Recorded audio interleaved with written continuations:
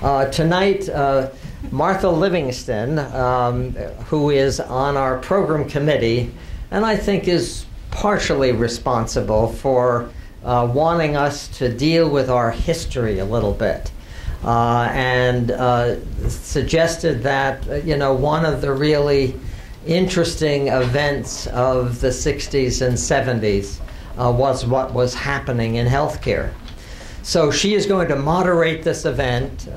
She is, as you know, a professor at Old Westbury, and we're delighted, and she is also the vice chair of this chapter, and we're delighted that she is going to introduce the folks that are talking tonight.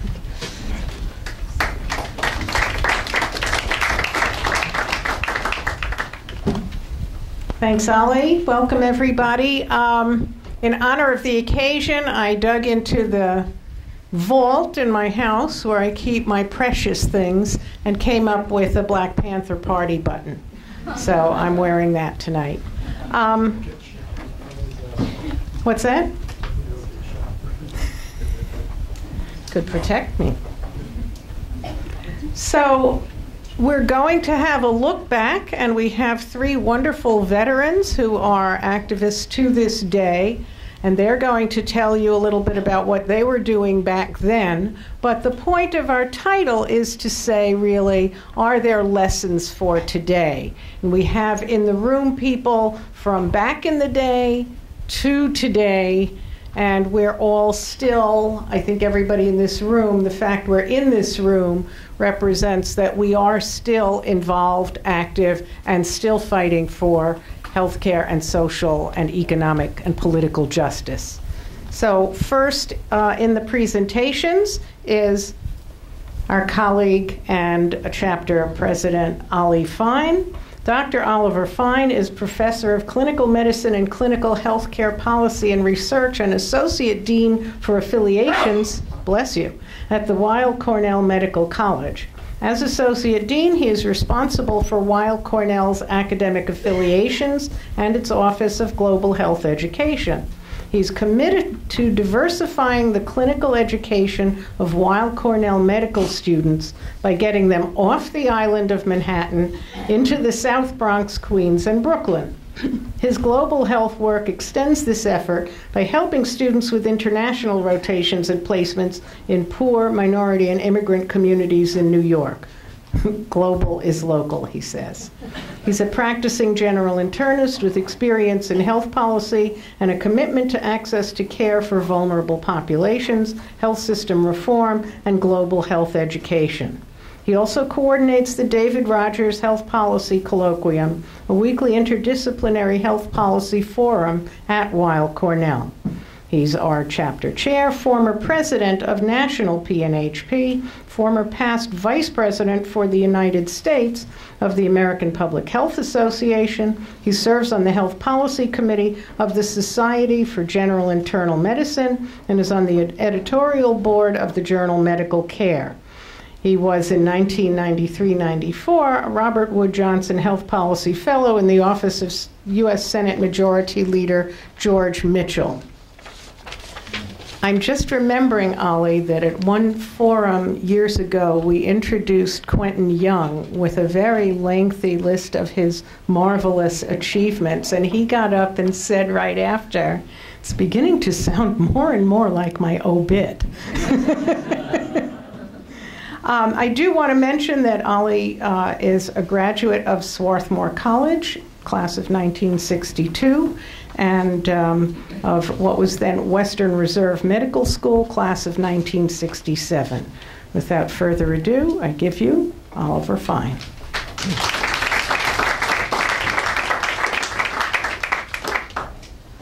Well, we're going to talk about the impact of social movements on health activism in the 1960s and 70s. Before we start, I think any talk, even on history in medicine, deserves some disclosure, and I believe the three of us do not have any relevant financial relationships with commercial interests. If anything, these other connections that we have been places that have not paid us a penny. We have donated to them. So what are we going to do tonight? Well, we're going to start and talk very briefly about the civil rights movement, and you'll hear really more about it in the North. Talk about community worker control and the health revolutionary unity movement, which really came out of the civil rights movement. Then talk briefly about the student health movement in the 1960s, which I think contributed a lot to the development of the Lincoln Collective. And then finally, talk some about the Health PAC, or Health Policy Advisory Center. So to start with, a definition of social movements, and this is a little bit academic, so I apologize to you for it. A social movement is a collective challenge to elites, authorities, other groups, or cultural codes by people with common purposes and solidarity in a sustained interaction with elites, opponents, and authorities. It is not technically a political party or an advocacy group. And this definition was put together by Sidney Tarrow, who is a professor actually at Cornell. So what we're going to talk about are some of the social movements of the 1960s, the civil rights movement, the community control movement, the student movement. I'm not going to talk really about the anti-war movement, the women's movement, or the gay rights movement, which were also remarkable things going on in the 1960s and early 70s. If you have questions about that, then we should probably turn to those in the question period. Now, I think that for many of us, the civil rights movement was a remarkable experience. It was really what shaped us. And I would say that, you know, having come from a fairly conservative family, both parents had not attended college. My father was a small business person who clearly voted Republican all the time. But it was the civil rights movement that captured my imagination. And then got translated because of my location, frankly, in Cleveland, Ohio, for medical school, into this activity called the Economic Research and Action Project. In 1964, SDS, the Students for Democratic Society, decided they wanted to create an entity with which student graduates might actually participate in. And that's how ERAP was formed. We were fascinated a few years ago when somebody who went to the Harvard Library found a handwritten note from me to the national office of SDS in January of 1964, saying, you know, maybe Cleveland would be a good place for one of these ERAP projects, okay? And sure enough, literally, you know, the day after Charlotte and I were married, we drove to Cleveland, and there we had rented a house, and 10 students and student graduates appeared to do this ERAP project. And what ERAP said is that we wanted to build an interracial movement of the poor. 64, you will all remember, is really famous for the Mississippi Project, right? I mean, that's what was really happening that summer. But we felt that there really needed to be work done in the North. So Charlotte and I moved to the west side of Cleveland. Cleveland was the most horribly segregated city. East side, essentially African American, west side, white, and we moved into a poor Appalachian community and were joined by essentially these 10 other students.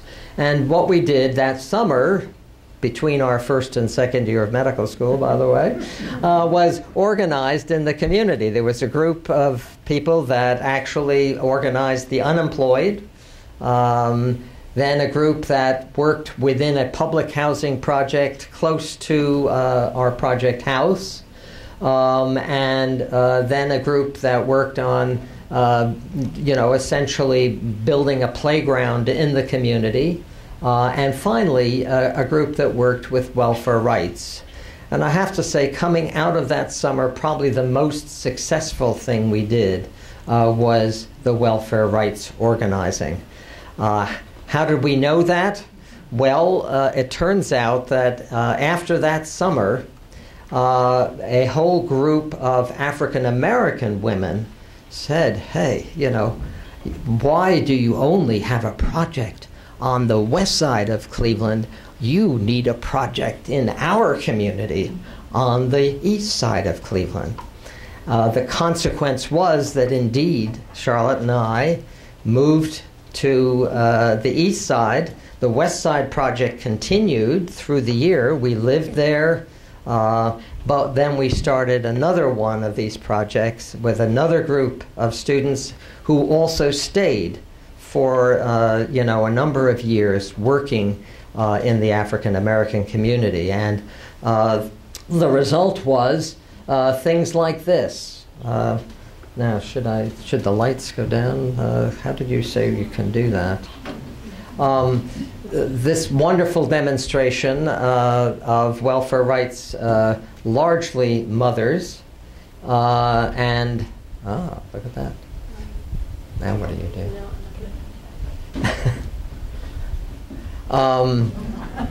We won't keep you in the dark too long. With this wonderful mantra, no rent for rats, right?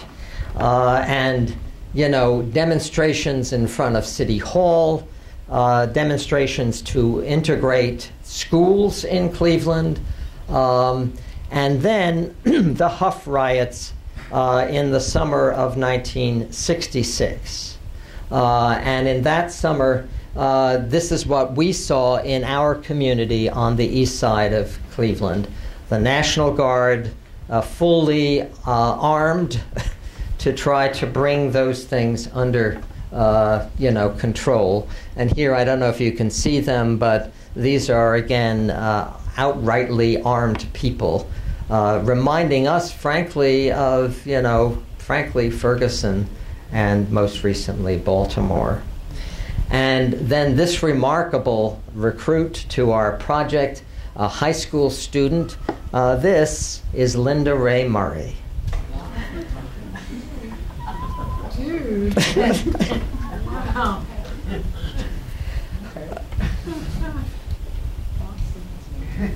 Very emotional for me. Wow. She was a 16-year-old student at this time who, as many of you know, is a doctor.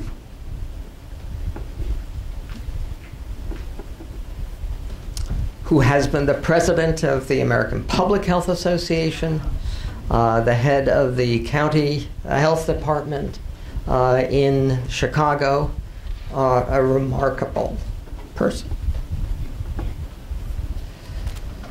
So, what really, I think, happened out of this kind of movement, of civil rights, as you can see, something that transformed certainly Charlotte and myself, is that this led to a remarkable movement called community worker control.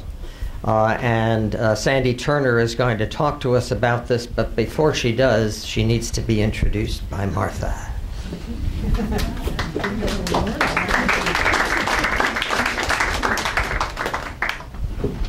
Wow, that picture of Linda Ray Murray is really something. I hadn't seen that before. I must get it. Well, it's my great pleasure to introduce another fellow board member of the PNHP New York Metro Chapter, who is as activist as you could hope to find, really deeply involved in Occupy and such events in recent years. But let me read you her bio. Sandy, because it really is quite a remarkable story, which she'll tell us more about. Sandy Turner has been a child psychiatrist for over 20 years. She's currently working part-time in New York City. After graduating from Hunter College's first class in nursing, she worked for 14 years at New York City hospitals, including Lincoln Hospital Community Mental Health Clinic. After her work at LHC, MHC, she went to medical school. Upon graduating from medical school, she did her psychiatric residency training at Metropolitan Hospital, where she was involved in the struggle to save the hospital. In the 90s, she joined PNHP and has been involved in the struggle for single-payer health care. She's currently on the board of PNHP. Please welcome Sandy Turner.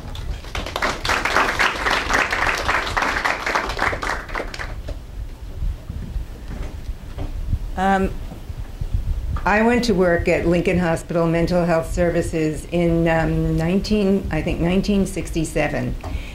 And that was the time, I think in the early 60s, there was a movement to set up community mental health centers. And the community mental health centers were supposed to have certain requirements. They were supposed to be have health services for adults, for children, in the community, and also at the hospital. And also, in addition to these services, they were also supposed to have services for substance abuse.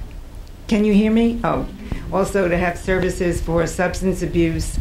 And they were also supposed to have research, and they were also supposed to be hiring, and the way they were supposed to be relating to the community is they were to be hiring people from the community to work as community mental health workers, and also to provide them with education so that they could go up the educational ladder, maybe become doctors or social workers, whatever they had wanted to do.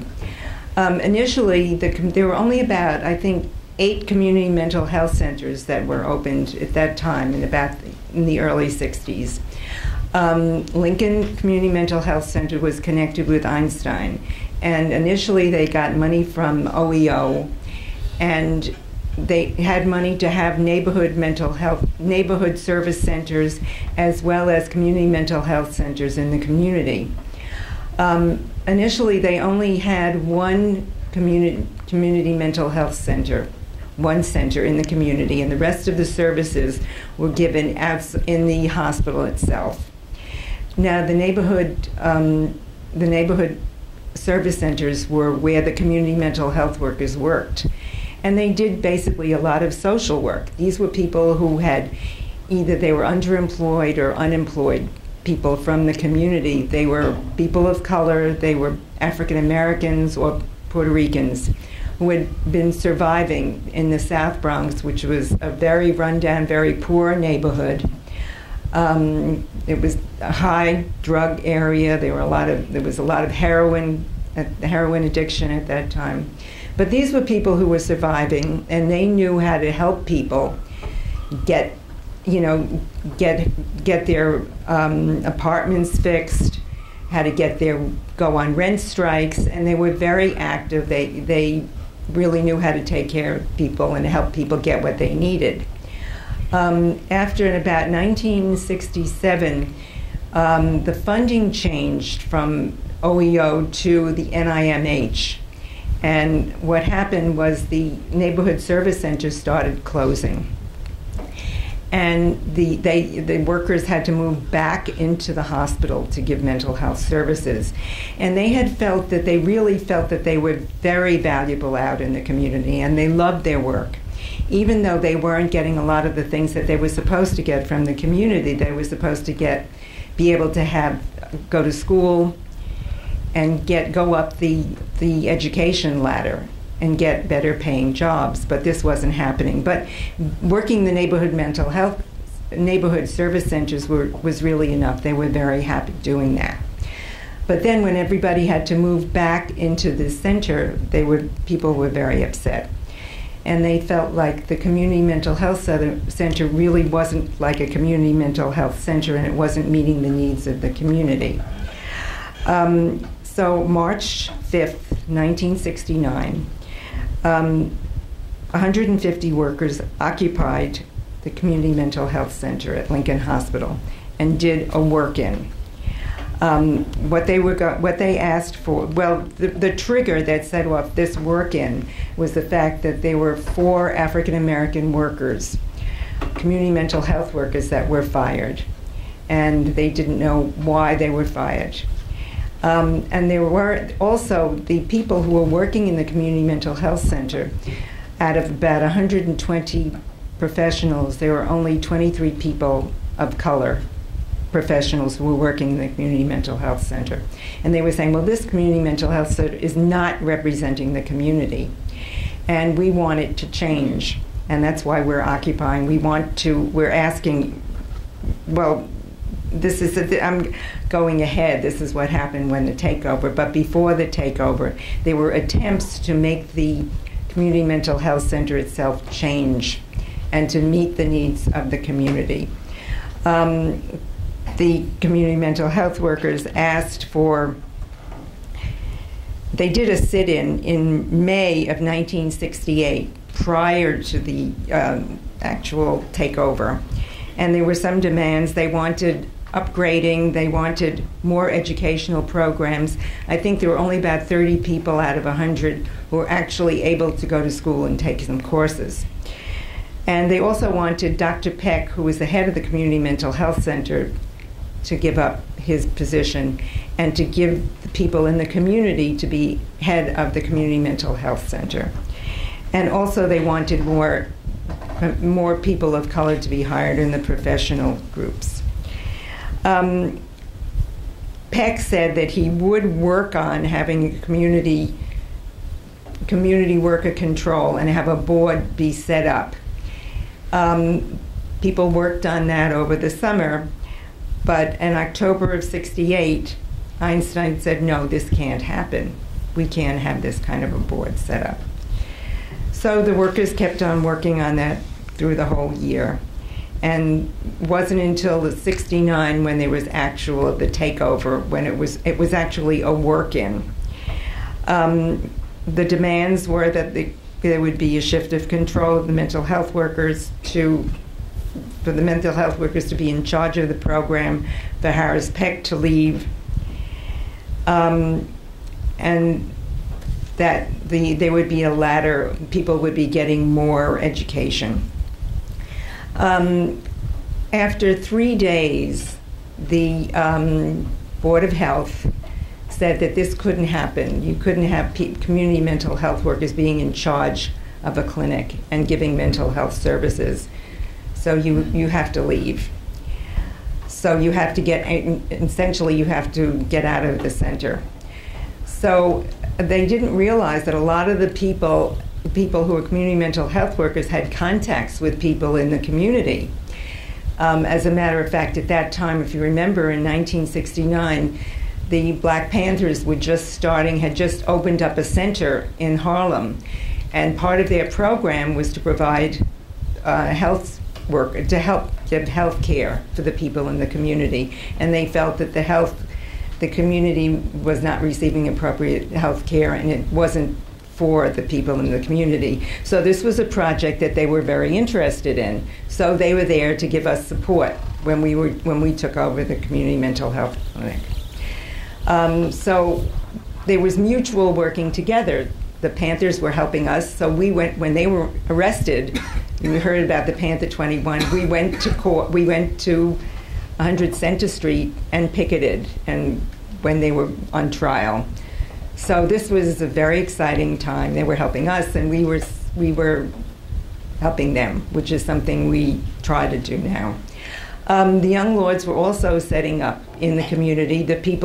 Young Lords Party started in Chicago, but then actually the Black Panther Party was made up of, was first started by Newton and Bobby Seale, who had worked in community colleges and had gone to community colleges, started working in OEO programs, and then realized that those programs weren't working for the community, and they started the Black Panther Party out in Oakland. So that's when the Black Panther Party also came to New York. The Young Lords Party originally started in Chicago, and they were they were gang members, most of the people who belonged to the Young Lords Party. They were starting to try to do things to help the community out in Chicago. Some of the members of the Young Lords Party, they came to New York and started working in New York City. So they were in New York City just starting to form the Young Lords Party in New York City, another branch of the Young Lords Party in New York City at that time, so they also came to support us.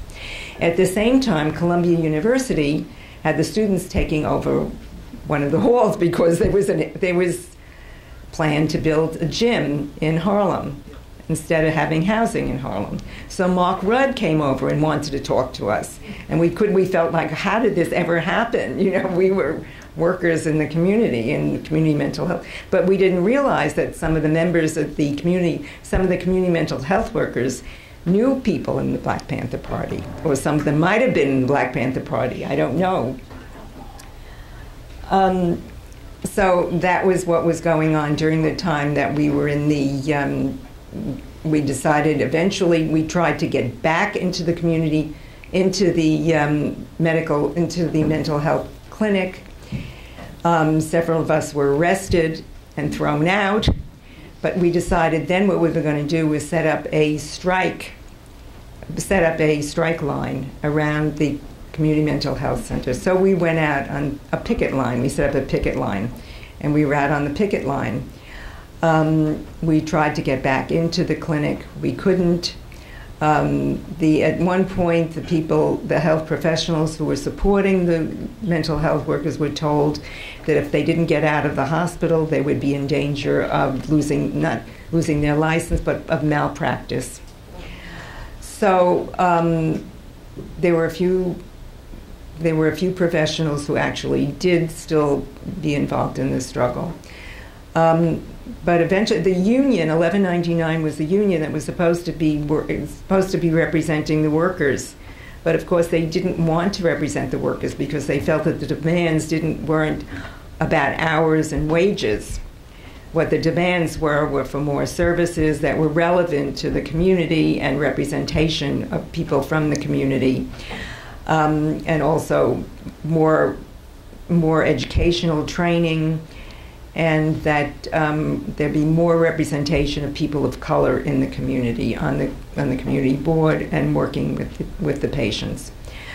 So they didn't come in to do any bargaining or any bargaining at all until the very end, when it was very hard at that time for the workers to be out on strike. Some of us, did have a little bit money saved so we could live for 2 weeks without any salary, but a lot of the workers couldn't. It wasn't like, this wasn't the time when we were members of a union and we had a war chest, so you could go out on strike for a few months and still survive. People couldn't do that. So that everybody had to go back to work. And at that point, Einstein said, look, you have to be back at work April 9th. This is after the strike started. I think it was the 5th of March, and we were out actually not working for about a month. So at that point, 1199 decided that they would do some negotiating, and we did go back to work. Some of the things that we did accomplish, as a result of this, the 3 administrators of the program were pulled back to Einstein. There was a new director of the Community Mental Health Center, and actually his name was Pedro Ruiz, and he eventually actually became one of the presidents of the American Psychiatric Association about 20 years later. And he was very helpful to us at times. Actually, there was one point where I went to Cuba, and the FBI always knew what we were doing. And the FBI went to see him, and they said, "Do you know that you have a staff member that went to Cuba?" And he said, "Oh, of course I do. Yes, I do." And that was it.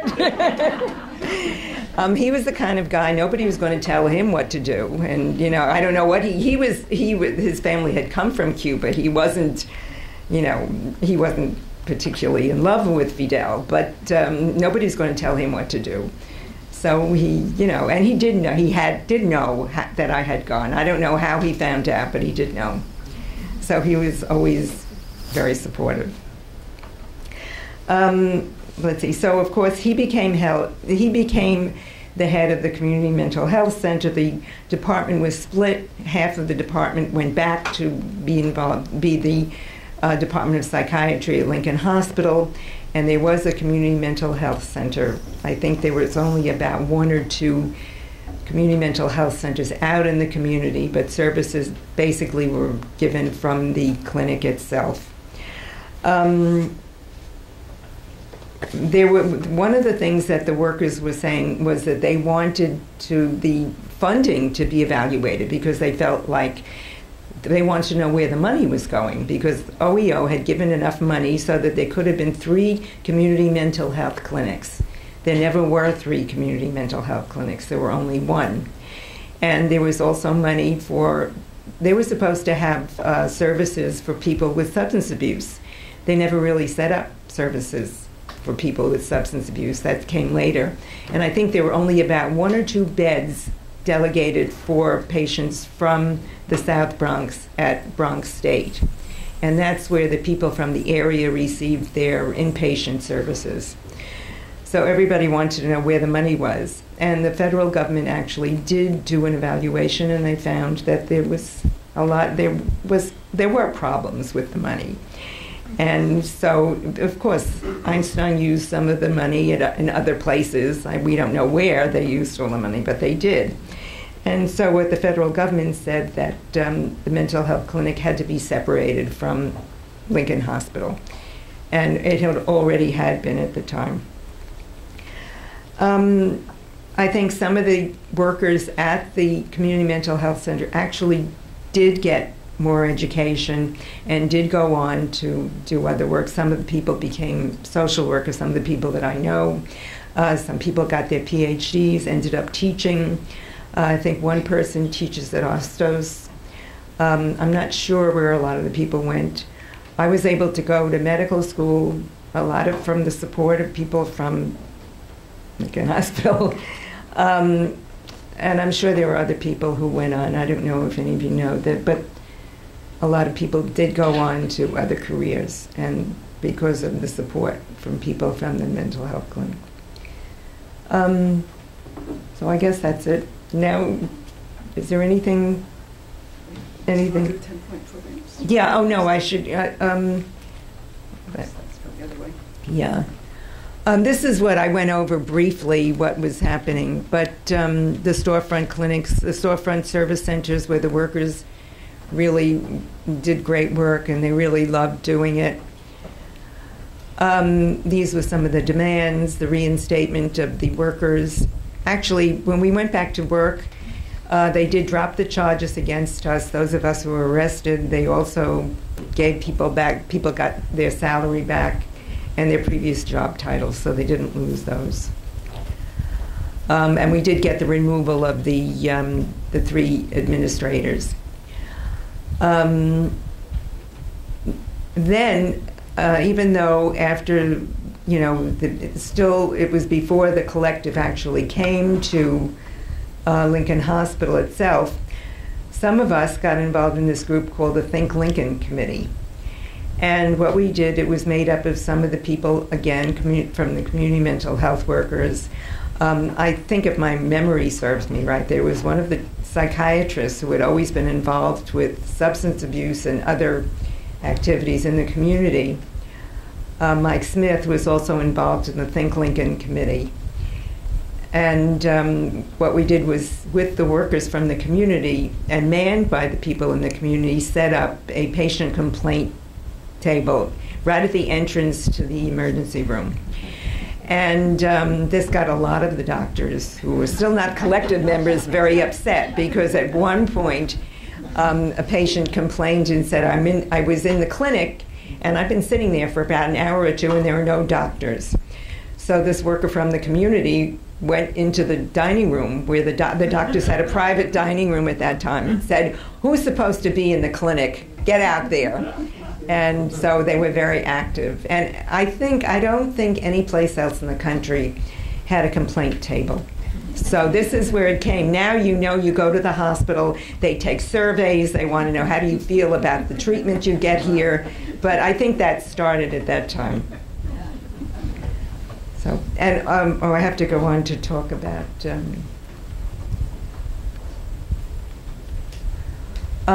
there were 3 10-point programs that we felt were very similar to the demands that were made at the Community Mental Health Clinic. The Health Revolutionary Unity Movement, which started at Gouverneur Hospital, had a 10-point program, and I can go over it. We want community worker control of the health services in our oppressed community. We want the right to form organizations of patients and workers to fight for improved working conditions, better patient care, and to make health policies. 3, we want all new hospitals currently under construction to be built immediately to serve the needs of our oppressed communities. Lincoln Hospital the new Lincoln Hospital eventually got built. 4, we want full employment and upgrading for our people in all health facilities and open admissions to health science schools. 5, we want free health care for all people. 6, we want remember, this was in the late 60s. 5, we want health care for all people. We want community-run health clinics on every block to deal with minor health problems. It's funny now, we have these little urgent care centers that everybody thinks is so wonderful. Well, we thought about it a long, long time ago, and they had it in Cuba a long, long, long time ago. Let's see, we want door-to-door preventative care to deal with sanitation, drug addiction, child daycare, and senior citizen services. And then 8, we want educational programs that expose the leading health problems such as unemployment, poor housing, and racism. 9 is we want community, students, unions, and worker organizations to actively support and fight for this program in the interest of our people. 10 is the role of Atrium is to educate and unite all our people and to expose the corrupt health system that keeps our people weak and unable to fight for self-determination and complete liberation. The 10-point program of the Young Lords Party was similar, but when we come to the Black Panther Party, I just want to, because it's heartbreaking to read some of this. We want freedom and power to determine the destiny of our black community. We want full employment for our people, and we want an end to the robbery by the capitalists of our black community. We want decent housing fit for the shelter of human beings. We want education that teaches us our true history and role in present-day society. We want all black men to be exempt from military service. We want an immediate end to police brutality and murder of black people. We want freedom for all black men held in federal, state, county, and city prisons. We want all black people to have a trial by a jury of their peer group. We want land, bread, housing, education, clothing, justice, and peace. We're pretty far from that. This is a newspaper collection that was done by Spirit of Logos. This was a collective of substance abuse people who were involved in a detox program. It wasn't a detox program. I think it was more it was a community that separated from one of the, like a daytop community, and it was an independent community because they felt that, again, they weren't sure whether there was corruption in that community. I know one of the people from Logos who's still doing community organizing in the Bronx. Gil Fagiani, I don't know if anybody knows him. He's still in the Bronx doing organizing and doing work. I'm going back to, now Oli is going to, okay.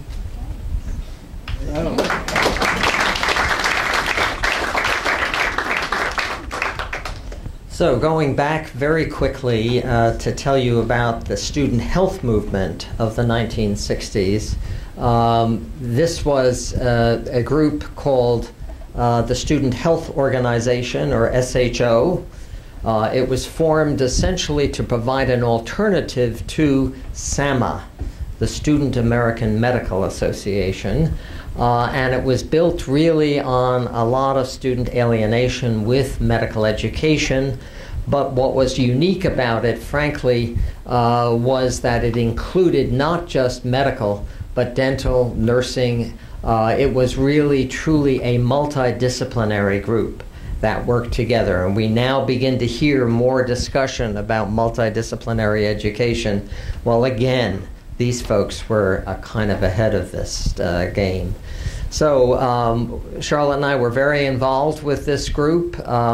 It started, and one of its expressions was what was called a Student Health Project, which started in California in the summer of 1966, where students actually worked in the community, and we got, support, frankly, amazingly, from the Office of Economic Opportunity, $200,000, 90 students working in in Los Angeles, to be actually candid. Then in 1967, the projects expanded to 3, Los Angeles, Chicago, and New York, more money from the OEO, a larger number of students, and in 1968, we had 9 student health projects, and you'll notice one of them in Cleveland. That's how we got involved with this one, with over 600 students and money from the regional medical program at that time, close to $1 million, such that SHO had 40 chapters, is it? Yes, and 4,000 members. 60% of those were medical students. It was a remarkable organization, formed a national office in 1969. Unfortunately, because of some of the changes within the student movement, broadly speaking, it actually evaporated in 1970. One aspect of the student health projects was, really to get students out of the medical school or nursing school into the community. The critique ultimately that developed, however, that this was a coalition of students, medical schools, and the government, to run counter to community control. It essentially was a way of making the community safe for the medical school. That was the critique that the students had ultimately. A group at Einstein actually returned their money to the OEO in 1967. And then Stanford's students in 1968 returned federal money, and they began to say, what we want to really do is change the medical school so it would be safe. The hospital would be safe for the community. And this slide, which I thought was really fun, I didn't see this until really probably in the early 2000s. But here's Cornell medical students. You had this kind of, students were really demanding changes. The deans felt very strapped, and the department chairs just, covered their eyes. And it was really this kind of movement that I think made possible the Lincoln Collective. And Martha's going to introduce the speaker here. I wonder who that might be. So, last but not least, it's my great pleasure to introduce Dr. Charlotte Phillips. Dr. Phillips graduated from Swarthmore College in 1963 and from Case Western Reserve in 1967.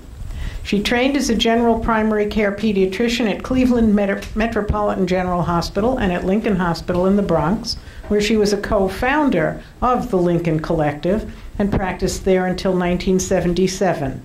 After 14 years out of clinical practice, during which time she was a full-time parent at home and also the co-founder of Brooklyn Parents for Peace, she returned to the New York City public hospital system in Brooklyn as part of the North Brooklyn Health Network.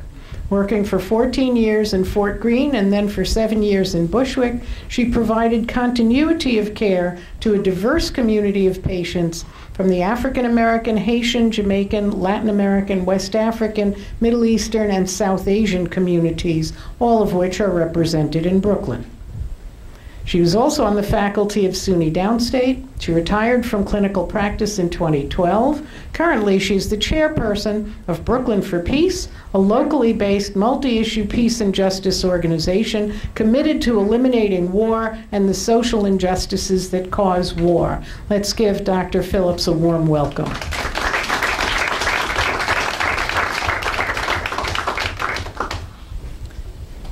Well, thank you very much for inviting me to speak, and thanks for the introduction also.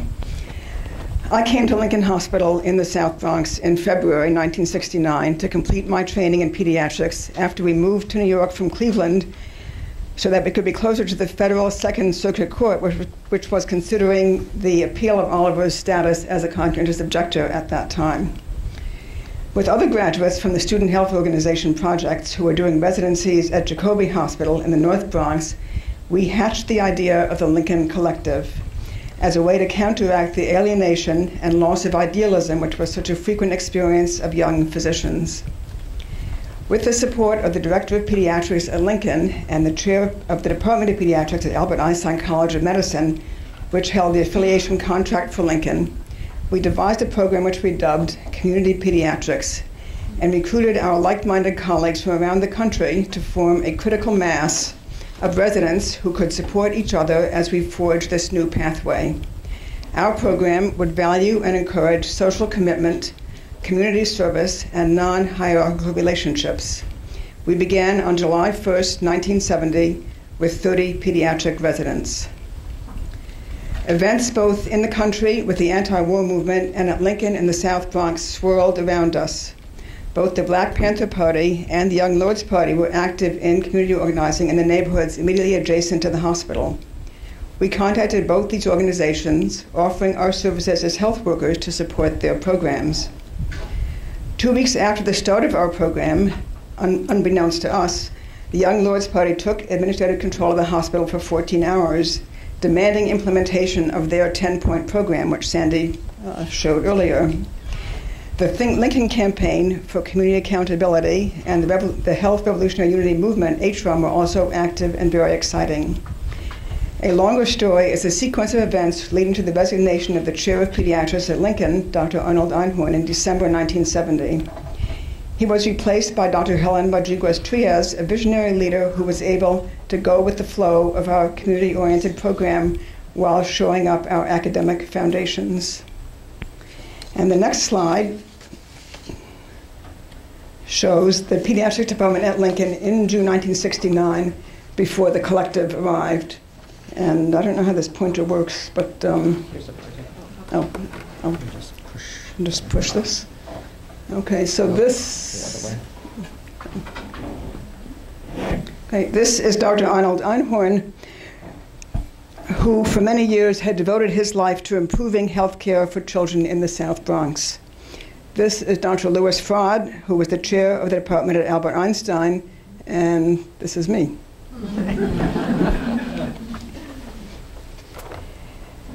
The next slide is an illustration of Lincoln as seen through the eyes of one of our young patients. This slide shows the front door of Lincoln as I saw it when I first arrived. Lincoln was modern when it was originally built, but by 1969 it was dilapidated and antiquated, with no air conditioning during the summer and very slow elevators, if they worked at all.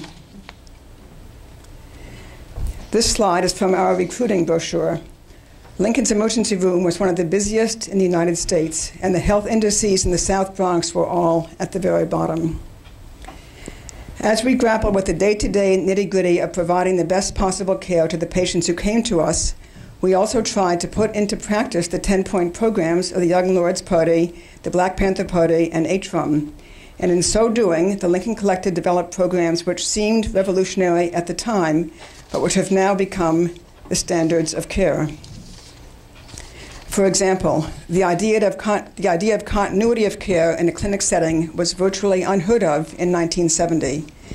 The idea that every patient deserved a physician who was responsible for their care, whose name they would know, and whom they could expect to see on every visit, what has been called the private practice model.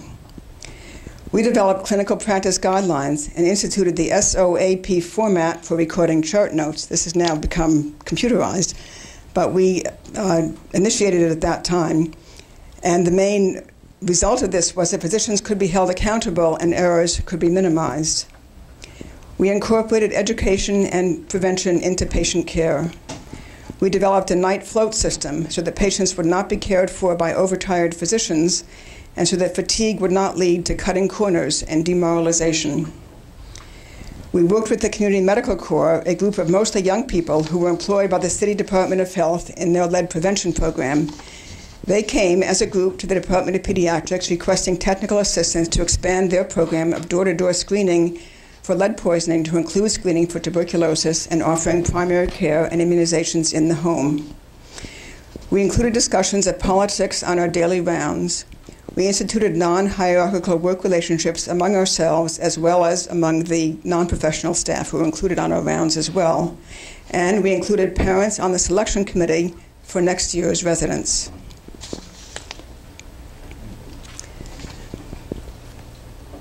So this just sums up a little bit. In 1971, the collective expanded to include residents in medicine and psychiatry. The Community Medical Corps, which I mentioned earlier, was a project which began in 1972. We saw it as a type of barefoot doctor program. Temperatures Rising, a newsletter of the collective, came out in 1973. Then the New York City fiscal crisis of 1974 and 75 led to budget cutbacks which made the provision of care even more difficult.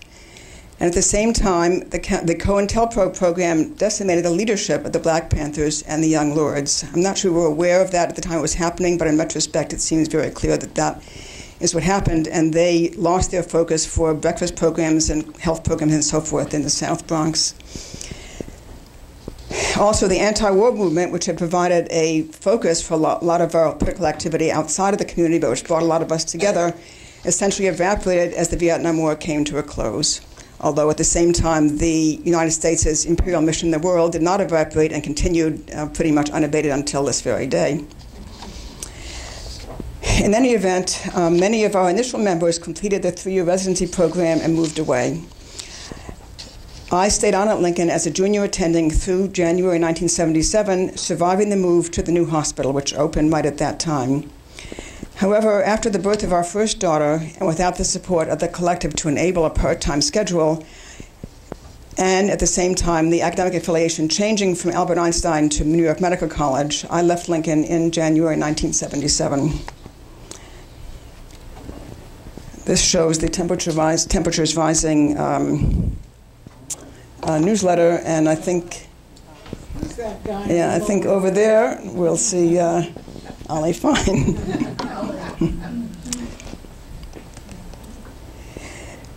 And this shows on March 19th, 1977, we just happened to be driving by at the time of the demolition of Lincoln Hospital. We have this slide and also this slide. So out of this, I think you can raise the questions, what actually remained of our experience, what did we learn from it, what lessons can be drawn from today, and I think we'll get to that during the question period. Thank you.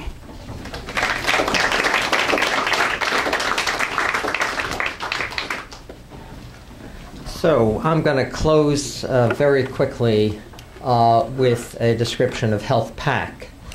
This is the Health Policy Advisory Center, a group of, I guess you'd call it a kind of new left think tank.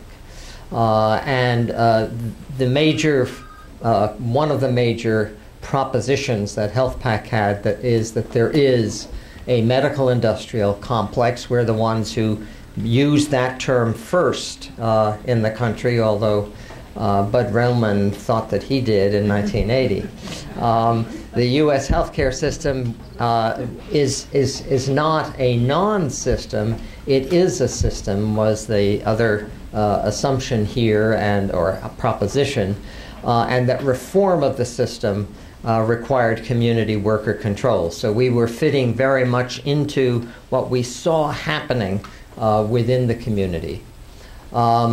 We looked at the issue of medical empires, and our first book was entitled The American Health Empire, and it essentially looked at the academic affiliations between the medical schools and hospitals, and we're rather concerned about some of those contracts because they seem to transfer taxpayer money to the private medical school, essentially to provide professional staff, but it wasn't clear that all of that money was actually providing professional staff, right?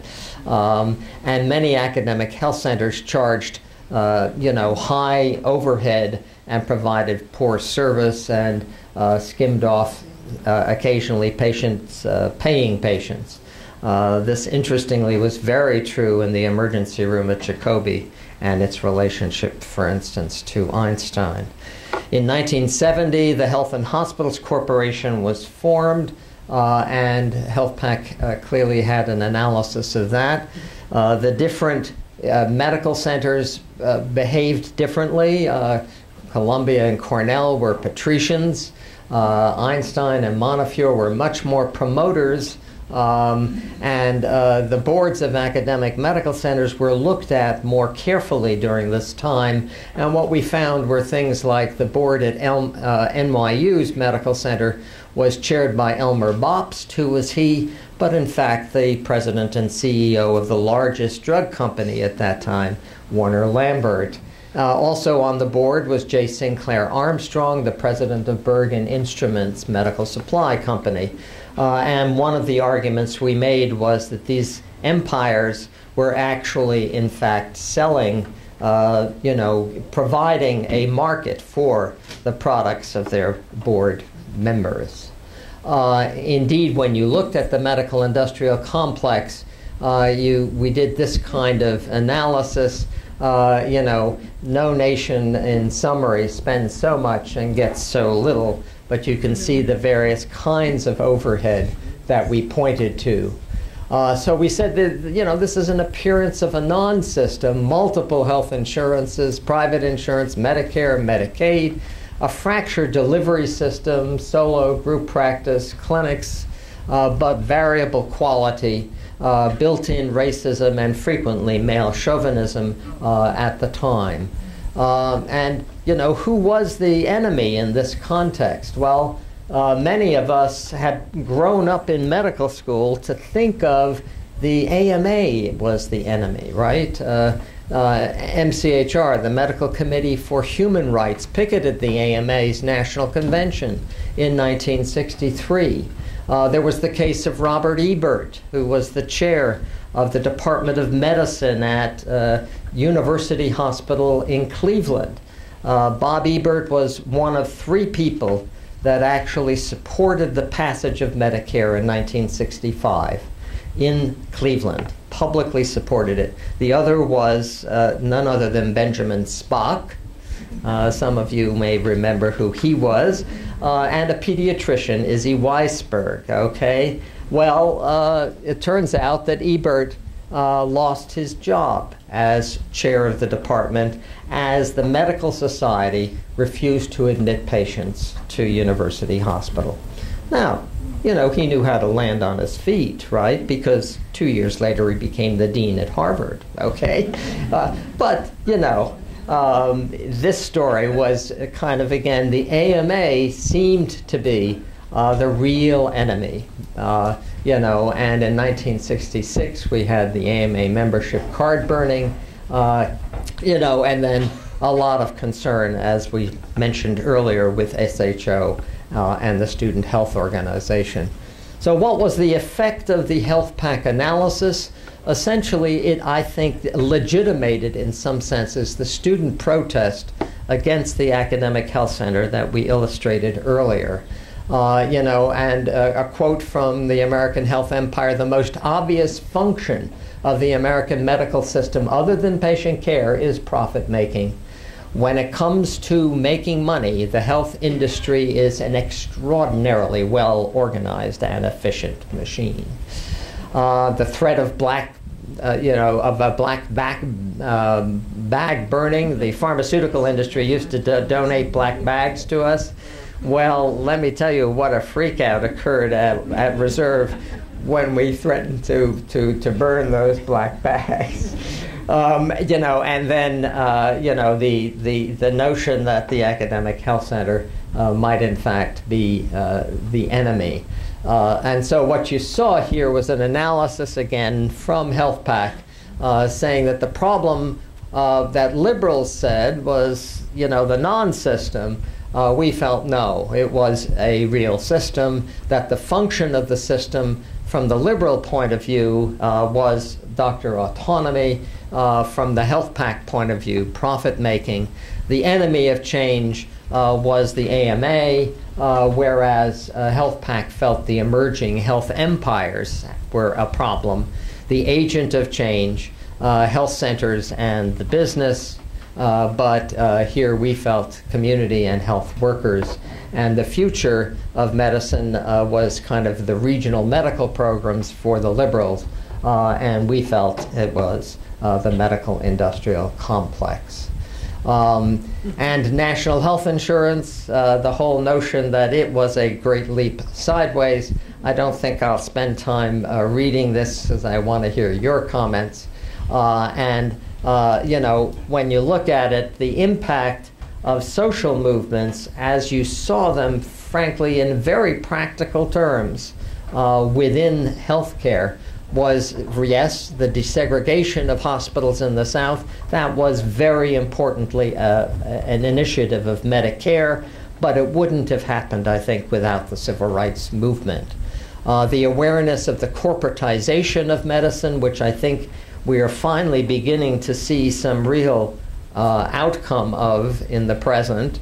The kinds of things that Lincoln did was way before its time. Continuity clinics, community health centers, dealing with resident work hours before Libby Zion. I mean, really kind of impressive.